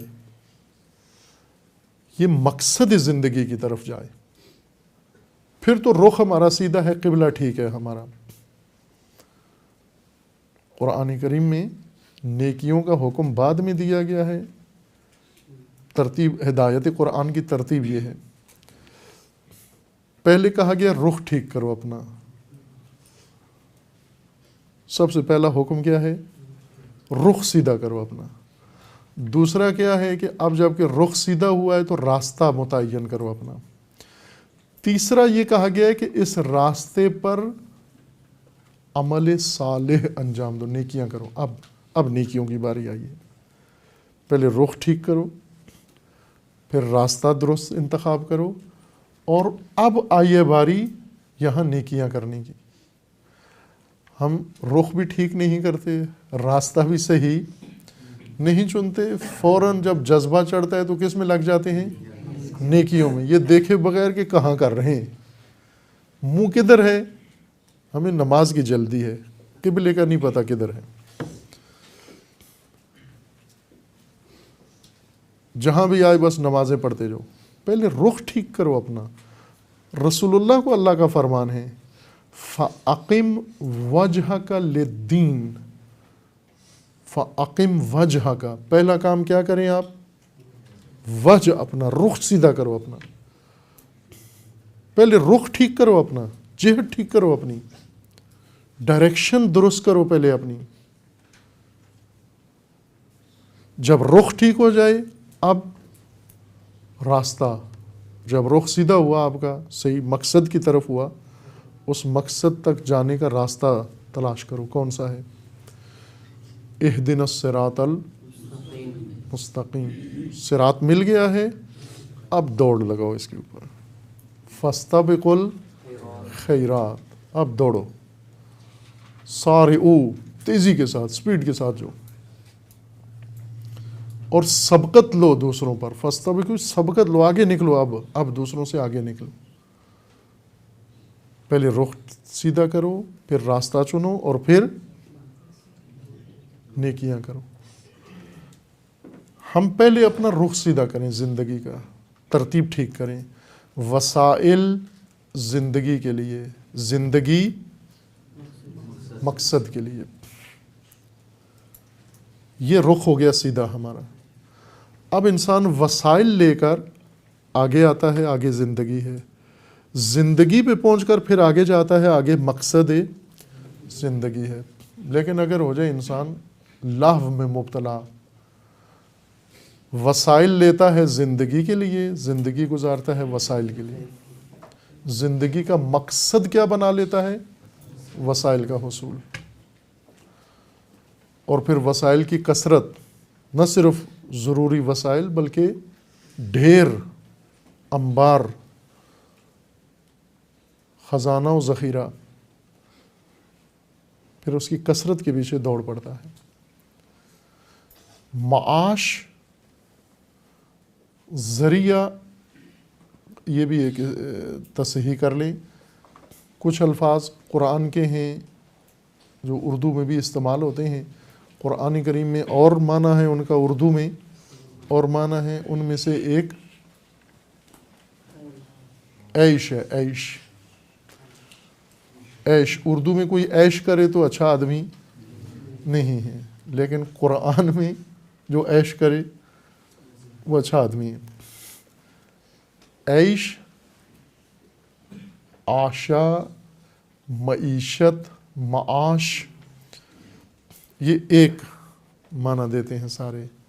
معاش ذریعہ، وسیلہ عیش کا۔ عیش زندگی کی گزر بسر، زندگی کی گزر بسر کو کہتے ہیں، یعنی زندگی جو اپنے معمول کے مطابق سسٹم کے ساتھ چل رہی ہو، یہ عیش ہے۔ آشا یعنی زندگی گزار رہا ہے، آشا و ماتا، زندگی گزاری اس نے، جیسے ہے نا بعضوں کے بارے میں، آشا سعیدن و ماتا سعیدہ، سعادت مند جیا، سعادت مند مر گیا، سعادت مند ہے یہ۔ آشا یعنی زندگی گزارنا، اردو میں آ کے یہ ہو گیا لذت اٹھانا۔ لذت اٹھانا التزاز ہے، عیش نہیں ہے عربی میں، یہ فرق اردو عربی میں ملحوظ رکھیں۔ اردو میں جب آئے تو عیش ہی کہیں آپ لذت اٹھانے کو، چونکہ اردو ہے، لیکن عربی میں جب عیش کا لفظ آئے تو اس سے معنی لذت اٹھانا، جیسے قرآن کریم میں ہے نا کہ فَأَمَّا مَنْ ثَقُلَتْ مَوَازِينُهُ فَهُوَ فِي عِيشَةٍ رَاضِيَةٍ، جس کے اعمال کا وزن، موازین، سنگین ثقیل شخصیت ہوئی، کمال یافتہ ہوئی، اس کو کیا ملے گا؟ عیشتاً راضیہ، یعنی ایسی حیات، زندگی جس میں رضا بھی اس کی شامل ہے، راضی ہے اس زندگی پر، ایسی زندگی وہاں ان سے۔ عیشہ یعنی زندگی۔ معاش اسی زندگی کے گزر بسر کے وسیلے، اس کو کہتے ہیں معاش۔ معاش چاہیے کس کے لیے؟ عیش کے لیے، زندگی کے لیے۔ اور زندگی کس کے لیے چاہیے؟ مقصد زندگی کے لیے۔ اگر یہ کام ہو رہا ہے پھر تو رخ سیدھا ہے ہمارا، لیکن اگر یہ نہیں ہو رہا، وسائل چاہیے زندگی کے لیے اور زندگی چاہیے وسائل کے لیے، کہ ہم زندگی کا مقصد ہی وسائل کا حصول، اور ہم اکتفا کر لیں، وہی مہارتیں ہمارے لیے کافی ہیں جن سے وسائل زندگی ہمیں ملے۔ مثلا ابھی جو جاری نظام تعلیم ہے پاکستان میں اور پوری دنیا میں ایک جیسا ہے، فرق زیادہ نہیں، اس نظام تعلیم نے، جس طرح علامہ اقبال نے فرمایا نا کہ یہ عصر حاضر اور علوم عصر حاضر یہ ملک الموت ہیں، نسل انسانی کے ملک الموت ہیں، اسرائیل ہیں یہ سب، یہ علوم، یہ یونیورسٹیاں، یہ مدرسے، انہوں نے کیا کیا ہے؟ اس اسرائیل نے حیات انسانی کو مار دیا ہے، ختم کر دیا ہے۔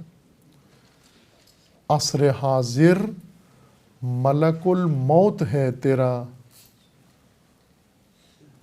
عصر حاضر تیرا ملک الموت ہے، قبض کی روح تیری دے کے تجھے فکر معاش، قبض کی روح تیری دے کے تجھے فکر معاش، فکر معاش کو اس نے تیرا معبود بنا دیا ہے۔ کہ معاش کی فکر سے مراد کیا ہے علامہ اقبال کی؟ کہ وسائل زندگی کو تیرا مقصود بنا دیا ہے۔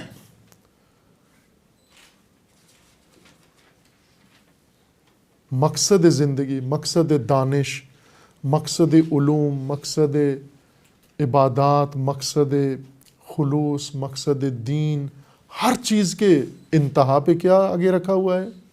معاش۔ مثلا ایک شخص ہے یونیورسٹی میں پڑھ رہا ہے، تو وہ اسے کھولیں کریدیں، وہ کہاں جانا چاہتے ہو اس تعلیم کے ذریعے سے؟ تو کہاں جانا چاہ رہا ہے؟ معاش تک۔ ادھر ایک مسجد میں عبادت کر رہا ہے، اسے پوچھو کہ یہ سجدے، یہ رکوع، یہ سب اینڈ پہ کیا ہے اس کے؟ تو وہ بھی معاش۔ اس کی دعائیں سن لیں آپ، وہ بھی معاش۔ زیارتوں پہ جا رہا ہے، معاش۔ حج پہ جا رہا ہے، معاش۔ علم دین پڑھ رہا ہے، معاش۔ ہر چیز جو انسان کے لیے پر تھی، پرواز کے لیے، وہ پرواز، وہ سب کچھ لے کر انسان آ گیا ہے معاش کی طرف۔ یعنی وسائل ہیں معاش کا سہارا، اور معاش یعنی زندگی ہو گئی وسائل کے حصول کا ذریعہ۔ یہ ہے اس اسرائیل نے ظلم کیا ہے ہمارے ساتھ، ہمارا رخ ہی اس نے خراب کر دیا ہے۔ فکر معاش یعنی سرمایہ داری نظام نے، یہ اسرائیل ہے سرمایہ داری نظام۔ سرمایہ داری نظام میں اولئک هم المفلحون کون ہیں؟ جن کے پاس وسائل کی بھرمار ہے، کثرت ہے، صرف وسائل کے علاوہ کوئی اور چیز ان کے پاس، یہ اولئک هم المفلحون ہیں، یہ سرمایہ داری نظام کے مفلحون ہیں۔ لیکن قرآن کریم فرماتا ہے کہ یہ تو سب ہلاک شدگان ہیں، کیونکہ انہیں مقصود زندگی ہی بھول گئے ہیں، یہ تو لہو میں ہیں سارے۔ اولئک هم المفلحون کون ہیں؟ جو معاش میں آسودہ ہیں، چونکہ وسائل ان کے پاس ہیں۔ کیوں ہیں وسائل؟ اس لیے کہ انہوں نے وسائل زندگی کی مہارتیں حاصل کر لی ہیں، اب وسائل زندگی ہیں ان کے پاس۔ یہ وسائل اور یہ زندگی لے کر اب کدھر جا رہے ہیں؟ مقصود کی طرف۔ یہ اولئک هم المفلحون، یہ ہیں درست سمت میں اور جہت میں جانے والے۔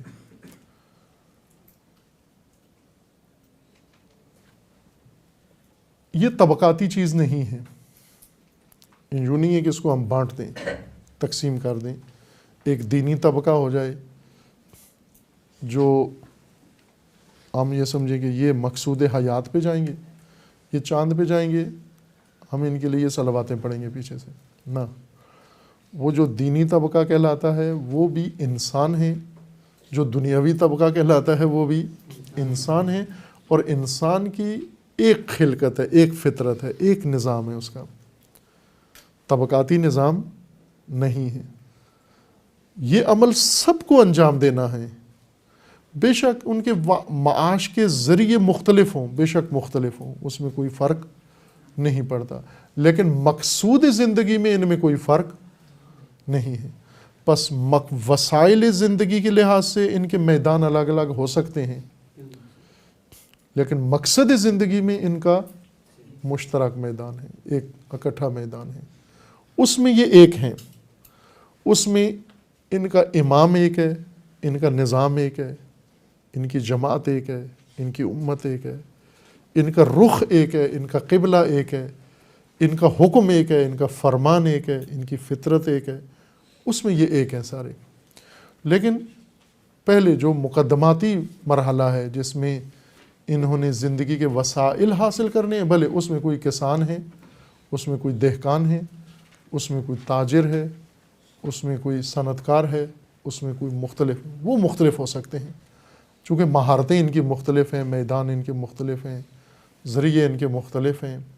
جس طرح رہائشی مکانات ان کے مختلف ہیں، محلے الگ الگ ہیں، کوئی شمال میں رہتا ہے، کوئی جنوب میں رہتا ہے، کوئی مشرق میں رہتا ہے، کوئی مغرب میں رہتا ہے، لیکن یہ مشرق مغرب میں رہنے والے مختلف مکانات و مقامات پہ جغرافیائی حدود میں رہنے والے، ان کا رخ سب کا ایک طرف ہے، وہ اختلاف انہیں الگ کاروان نہیں بناتا۔ یہ نہیں ہے کہ شمال میں رہتے ہو تو آپ کا مقصد کچھ اور ہے، جنوب میں رہتے ہو تو آپ کا مقصد کچھ اور ہے، مقصود ایک ہے۔ اس بالآخر کہیں نہ کہیں تو انسان نے رہنا ہے، کہیں تو پیدا ہوتا ہے انسان، کہیں پرورش پاتا ہے، کہیں کا کسب و کاروبار کرتا ہے، کہیں ملازمت کرتا ہے، انسان کرے بے شک، اور لازم ہے وہ کرنا. کیوں کہ زندگی کو سہارا چاہیے تاکہ زندگی اپنے مقصود تک پہنچ سکے. یہ چلتی رہے, یہ زندگی جاری رہے. اور زندگی کا جو دورانیہ ہے بہت تھوڑا ہے. ہم بعض اوقات اتنے وسائل کے پیچھے لگ جاتے ہیں جو زندگی سے زیادہ ہیں. آپ ثروت مندوں کی ثروت شمار کریں, ابھی تو آ جاتا ہے نا ایک ایسٹیمیٹ, لوگ بتا دیتے ہیں, سروے کرتے ہیں ادارے ایسے, ریچسٹ لوگ جو ہیں ان کی ثروت اتنی ہے کہ 100 نسلیں ان کی بغیر کمائی کے کھاتی رہیں تو بھی وہ ختم نہیں ہوتی. یعنی ساری زندگی وسائل کی بھرمار پہ لگا دی اور وسائل سے استفادہ کر کے مقصود کی طرف جانے کی مہلت نہیں ملی. یہ وسائل اکارت و زحمت ساری ضائع گئی.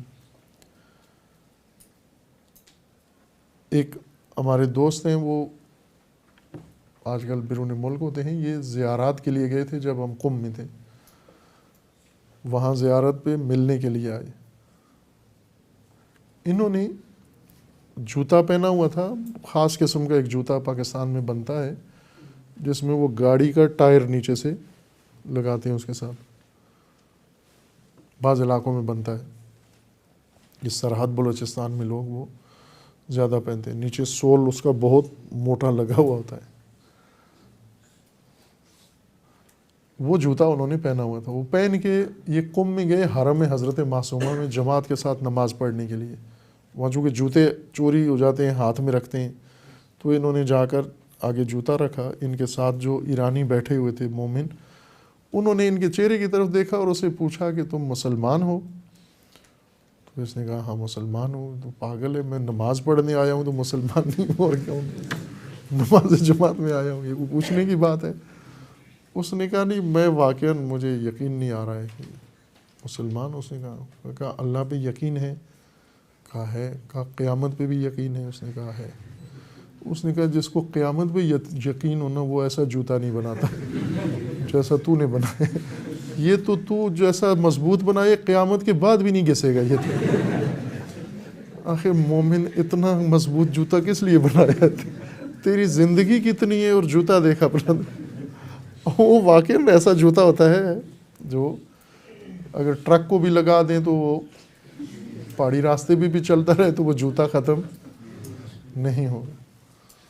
خوب یہ مثال اگر ہم دیکھیں اور وسائل زندگی جنہوں نے اکٹھے کیے ہوئے ہیں تو اس کا مطلب ہے انہیں کسی چیز پہ یقین نہیں ہے سوائے وسائل زندگی کے. کسی اور چیز پہ ایمان, صرف انہی پہ ایمان ہے.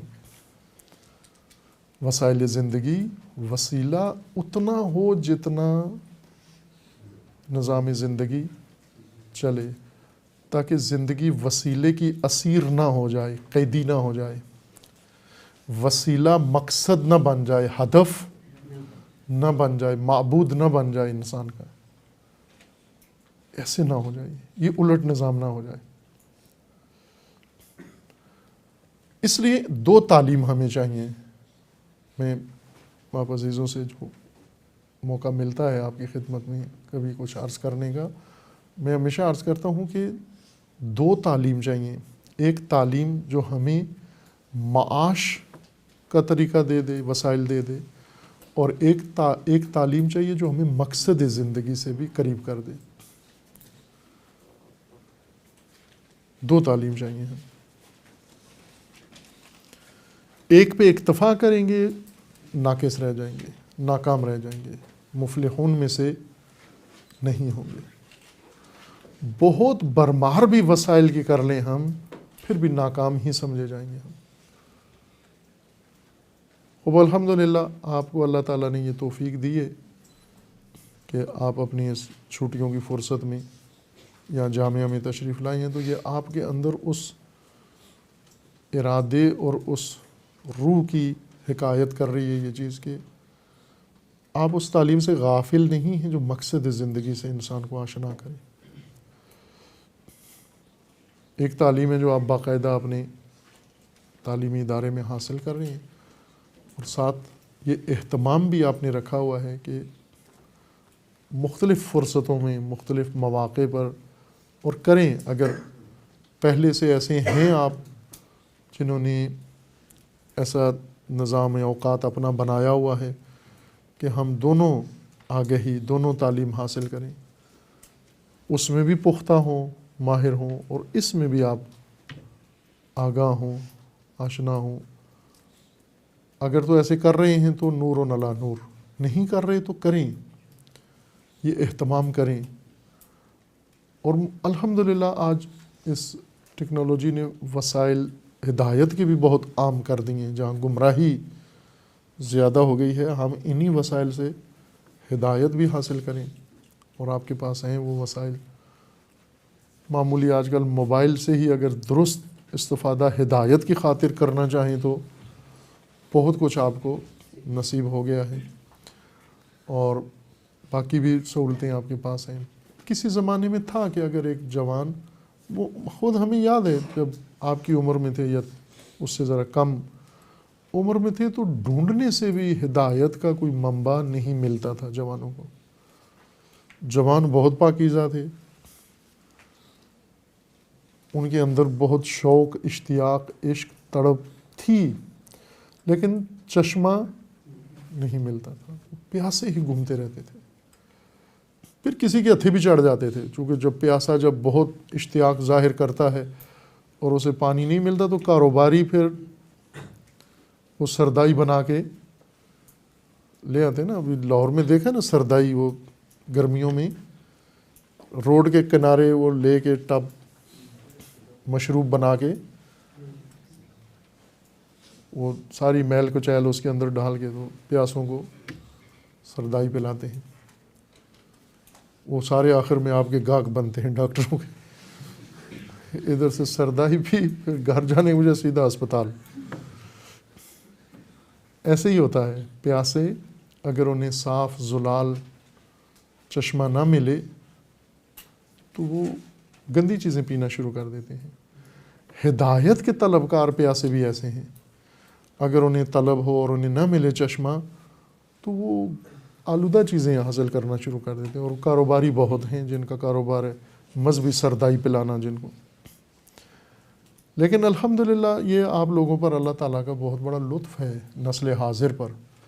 میں سمجھتا ہوں کہ بہت خوش نصیب نسل ہیں یہ آپ لوگ، کہ خداوند تعالیٰ نے اتنے وسائل آپ کے لیے فراہم کیے ہیں ہدایت پانے کے، کہ اب آپ کو کوئی دور دراز کے سفر کرنے کی ضرورت نہیں ہے، ایسے ٹامک ٹوئیاں مارنے کی ضرورت نہیں ہے اندھیروں میں. آپ کے گھروں میں، آپ کے جیبوں میں سب کچھ پہنچ گیا ہے. صرف آپ کا ارادہ چاہیے. اس ارادے سے، جیسے وہ کمرشل لوگ دیتے ہیں نا تشہیر اپنے سامان کی، کہ اب فلاں چیز کہاں جا پہنچی ہے،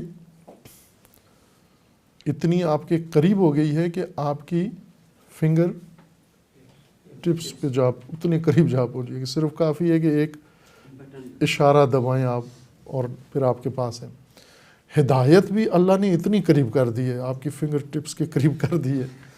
ارادہ کریں اور اس سے استفادہ کریں. یہ بہت بڑا لطف ہے اللہ تعالیٰ کا. آپ لوگ اگر قدردان ہوں ان نعمتوں کے اور عملی شاکر ہوں، شکر کریں اور استفادہ کریں ان چیزوں سے. یہ چیزیں آج آپ کو اتنی میسر ہو گئی ہیں کہ علوم عام ہو گئے ہیں ان ذریعوں سے. جہاں جہاں بھی ہیں، جیسے بھی ہیں آپ، اوقات بھی آپ کے پاس کافی ہیں. بعض اوقات آپ کے پاس یہ ایک عذر ہوتا ہے کہ وقت نہیں ہوتا ہمارے پاس، تعلیم حاصل کر رہے ہوتے ہیں. لیکن جن چیزوں میں آپ کو شوق ہے، مثلا انہی دنوں کرکٹ میچ ہو رہا ہو، آپ کے ایگزام بھی ہو رہے ہوں، پھر بھی وقت نکل آتا ہے کومنٹری کے لیے. یا اور کوئی شادی ہو رہی ہو کسی کزن کی تو اس میں بھی آپ شریک ہو آتے ہیں. یا ووٹ ہو رہے ہیں ان دنوں میں اگر، تو آپ وہاں باقاعدہ کمپین میں بھی شامل ہوتے ہیں، ایگزام بھی دے رہے ہیں. یعنی جس چیز کو ہم چاہتے ہیں، پسند کرتے ہیں، اس کے لیے وقت نکل آتا ہے. لیکن جسے ہم پسند نہ کرتے ہیں، اس کے لیے سوئے ہوئے بھی ہوں، بالکل بیکار ہوں تو بھی وقت نہیں ہوتا. ایک پاکستان سے باہر ایک تبلیغی سفر میں وہ اکثر لوگ یہ شکوہ کرتے تھے جی ہمارے پاس وقت نہیں ہے. تو میں انہیں یہ کہتا تھا کہ یہ جو جاب پہ ہیں یہ تو ٹھیک کہتے ہیں کہ ان کے پاس وقت نہیں ہے، چونکہ کچھ گھنٹے یہ جاب پہ ہوتے ہیں اور کچھ گھنٹے ان کو آنے جانے میں لگ جاتے ہیں، کم ہے وقت ان کے پاس. لیکن ایک بڑی تعداد میں نے کہا جاب لیس ہیں، جن کا کوئی جاب نہیں ہے. یہ کہتے تھے ہمارے پاس بھی وقت نہیں ہے. ان کے پاس بھی وقت نہیں تھا. وقت ہوتا ہے. ہمیں ایک مہارت اور سب کو سیکھنی چاہیے، خصوصاً طلباء کو، اسٹوڈنٹس کو، جس شعبے کے بھی ہیں. یہاں پر ہم نے اپنے طلباء کو وہ مہارتیں بتائی ہیں، انہوں نے سیکھی نہیں ہیں، چونکہ میں نے کسی کو وہ مہارت استعمال کرتے ہوئے یہاں بھی دیکھا نہیں، لیکن بتا دی ہیں ہم نے ان کو کہ اگر کسی دن دل چاہے تو یہ مہارت آپ کر سکتے ہو استفادہ. اور وہ ہے مدیریت وقت، ٹائم مینجمنٹ. مفصل بتایا ہے ان کو. اور یہ بہت بڑی اسکل ہے اگر انسان کے پاس آ جائے، اور بہت بڑا سرمایہ ہے. علامہ اقبال کا ایک بہت خوبصورت کلام بھی ہے اس موضوع پر، اسرار خودی میں، جو مشرب ناب میں چھپ رہا ہے، آپ وہاں پڑھیں گے. الوقت سیف، وقت تلوار ہے. بہت عالی مطلب ہے جو علامہ اقبال نے ذکر کیا، الوقت سیف، کہ وقت شناس ہیں. بلکہ علامہ اقبال نے اسے فرمایا ہے کہ امیر المومنین کی مثال دی ہے کہ اگر امیر المومنین اس مقام تک پہنچے ہیں، حیدر باب خیبر اگر اکھاڑتے ہیں، تو یہ وقت شناسی کا نتیجہ ہے. یہ بھی وقت کی قدر جاننے کا نتیجہ ہے کہ اگر انسان وقت کی قدر جان لے تو یہاں تک جا پہنچتا ہے. یہ کام کریں آپ، اوقات اپنے سمیٹیں، مینیج کریں، اپنے اندر یہ صلاحیت پیدا کریں، مدیریت کریں وقت کی. ایک طلبہ کو، جو ہمارے طلبہ شکایت کرتے ہیں نا ہمارے پاس وقت نہیں ہے، تو میں نے انہیں کہا تھا کہ آپ ایک ہفتے کے لیے اپنے اوقات نوٹ کرو. ہوم ورک ان کو دیتے تھے، اور وہ اوقات اس طرح سے نوٹ کرو کہ ایک ایک منٹ نوٹ کرو آپ. مثلا صبح سے ان سے یہ کہا تھا کہ صبح جب آپ کی آنکھ کھلتی ہے، آنکھ بستر پہ جب کھل جاتی ہے تو بستر پہ انسان آنکھ کھلے ہوئے بھی لیٹا رہتا ہے، اٹھتا نہیں ہے. یہ وقت نوٹ کرو کتنا لگتا ہے ٹائم اس میں، کہ نیند ختم ہو گئی، آنکھ کھل گئی ہے، لیکن سستی ابھی طاری ہے اور آپ اٹھ کے بیٹھ نہیں رہے. پھر کافی وقت کے بعد آپ آنکھ کھلنے کے بعد پھر بند کرتے ہیں، پھر کھولتے ہیں، آنکھ مچولی کے بعد پھر اٹھ کے بیٹھ جاتے ہیں آپ، پھر جمائیاں لینا شروع کر دیتے ہیں. اس کو بھی نوٹ کرو کہ کتنی دیر لگتی ہے آپ کو یہ جمائیاں لیتے ہوئے خمیازوں کی حالت میں. پھر آپ اٹھتے ہو، اٹھ کے انگڑائیاں لیتے ہو، جمائیوں کے بعد پھر کھڑے ہو کے انگڑائیاں لیتے ہیں.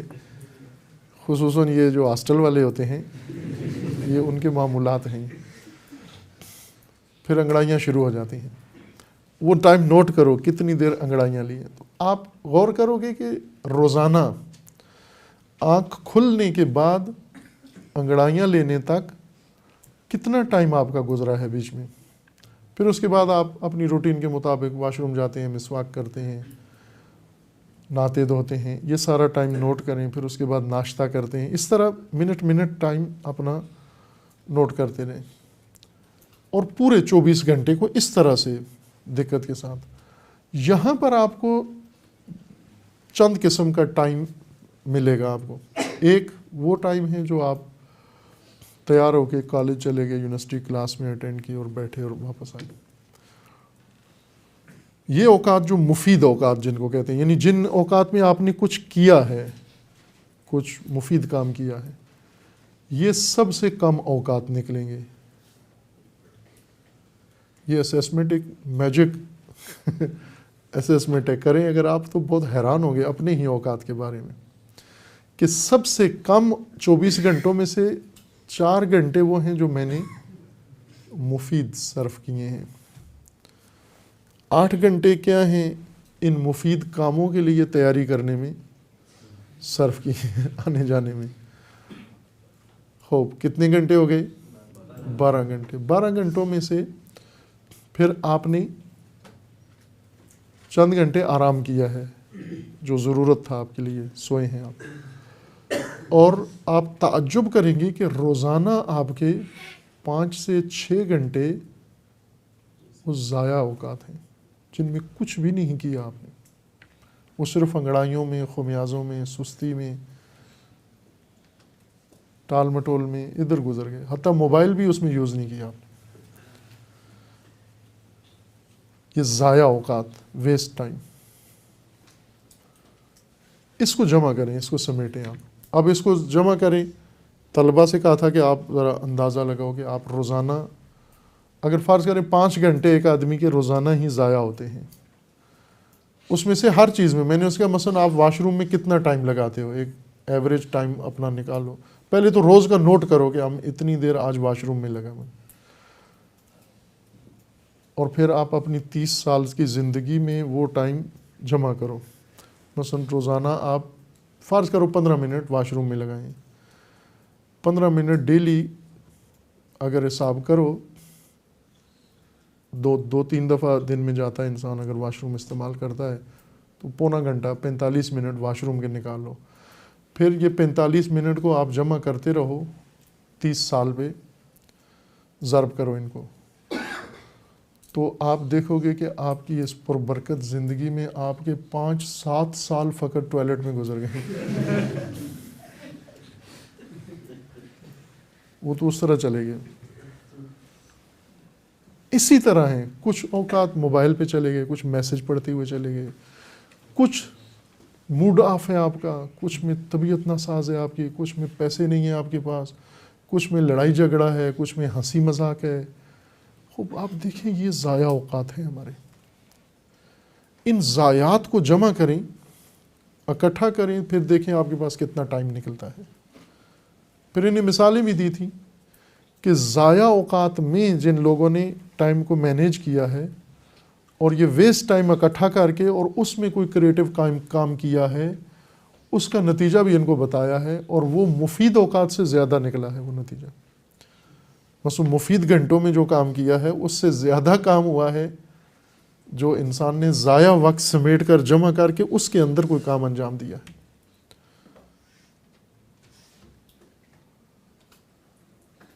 مثال اس کی میں عرض کروں، مثلا آپ جاب کرتے ہیں، تنخواہ لیتے ہیں مہینے کی، اور مہینے میں آپ کے گھر میں جو کچرا بنتا ہے آپ خرید کے لاتے جاتے ہیں، گھر والے کچرا بنا رہے ہیں، یہی کچرا جمع کر کے آپ بیچیں، آپ کی تنخواہ سے زیادہ ہے. یہ اس وقت بہت بڑی صنعت ہے کچرا جمع کرنا اور بیچنا. اور اس کو یہاں آتے ہیں یہ کچرا اٹھانے والے یہاں جامعہ میں، اور انہیں ہم کہتے ہیں کہ بھئی آپ یہ کچرا اٹھانا چھوڑو، گندا کام ہے، ہم آپ کو دوسری ملازمت دیتے ہیں. تو وہ نہیں مانتے. وہ کہتے ہیں مثلا آپ کتنی تنخواہ دیں گے ہمیں مہینے کی؟ فرض کرو 15,000 دیں گے ہمیں. 15,000 تو کہتے ہیں ہم ہفتے کا کچرے سے کما لیتے ہیں. صرف کچرا اٹھا کے جا کے بیچ دیتے ہیں، اس کو پروسیس نہیں کرتے، ریسائیکل نہیں کرتے. وہ دوسروں کا کام ہے، آگے وہ کماتے ہیں. صرف یہ جو اکٹھا کر کے ضائع مواد جو ہم ضائع کرتے ہیں وہ جمع کرتے ہیں، اور اتنا اس سے ہمارے ضائع کی ہوئی چیز سے وہ اتنا کما رہے ہیں. آپ کو پتہ ہے کہ آپ کے ضائع اوقات میں سے موبائل کمپنیاں کتنا کما رہی ہیں؟ وہ ٹائم جو آپ ضائع کرتے ہیں، آپ کا ضائع ٹائم ان کی انکم ہے ساری.